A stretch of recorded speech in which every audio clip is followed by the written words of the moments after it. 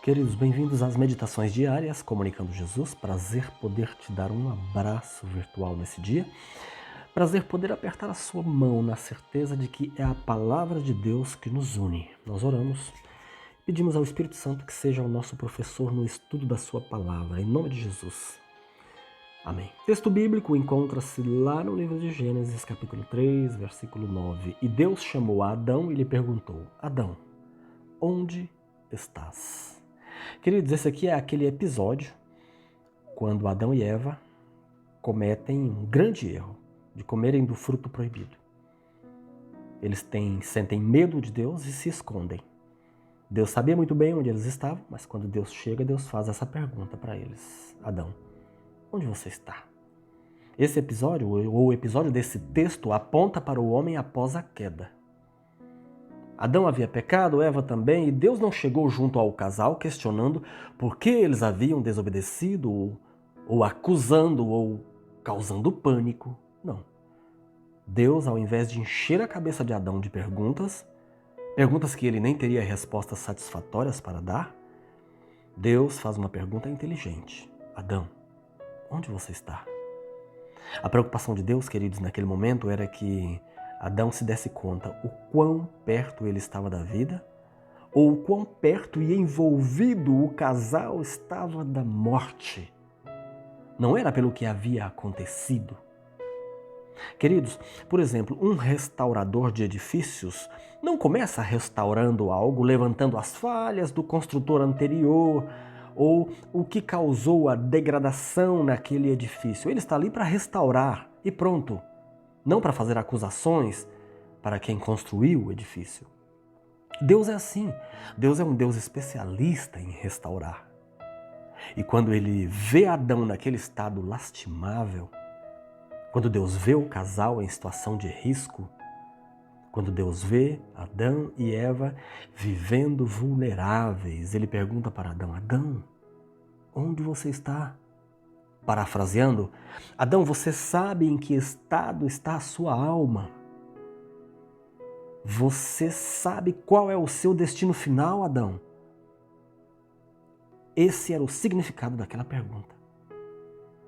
Porque aquela era uma situação que determinava o fim da vida do casal. Deus tem uma missão, queridos, desde o momento que ele cria o universo, mas a sua missão cria vertentes, ramificações, ao ter que instituir uma outra missão para resgatar o homem por ter ele pecado. É verdade que o diabo está sempre sabotando os planos de Deus, mas nunca vence. Deus sempre recupera as aparentes perdas do seu reino. Queridos, conosco é a mesma coisa. Transgredimos a vontade de Deus e isso nos causa separação entre Deus e nós. O pecado nos transporta para um campo de morte. Ao longo dos séculos, o Senhor tem perguntado aos homens: onde está você? E ainda hoje, essa mesma pergunta é feita para mim e para você. Onde estás? Esta mensagem, essa pergunta foi feita para vários homens importantes. A Bíblia não cita detalhadamente, mas quando o rei Davi comete suas atrocidades, Deus fala em sua consciência: Davi, onde você está?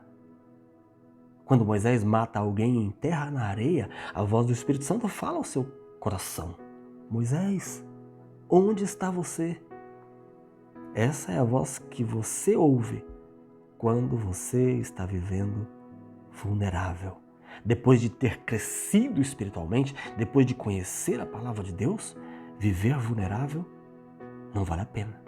A voz do mesmo Deus e com a mesma missão fala aos nossos ouvidos: onde está você?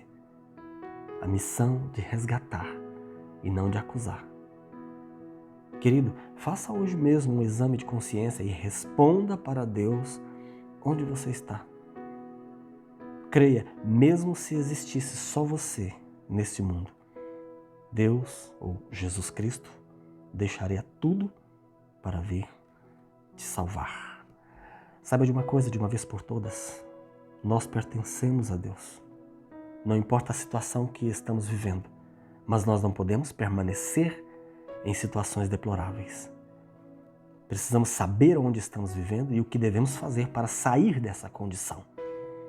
Pertencemos a Deus pela criação, foi Ele quem nos criou, somos feitura dEle, somos criaturas dEle, somos filhos dEle e pertencemos a Deus pela redenção, pela missão que Jesus Cristo executou em vir aqui, morrer por nós e nos salvar.